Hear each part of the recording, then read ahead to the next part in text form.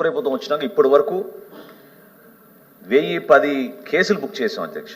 1010 cases 6A కింద 60,051 metric టన్నులు మన ఆంధ్రప్రదేశ్లో స్వాధీనం చేసుకున్నాం అధ్యక్ష.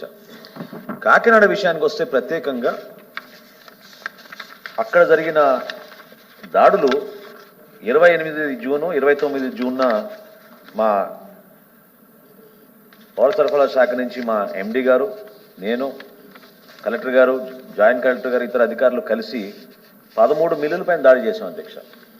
13 మిల్లుల్లో కూడా అక్కడ ఖచ్చితంగా ఆధారాలతో సహా మాకు పేద ప్రజలకు అందించాల్సిన ఈ పీడిఎస్ రైస్ అక్కడ నిల్వలు కనబడ్డాయి అధ్యక్ష.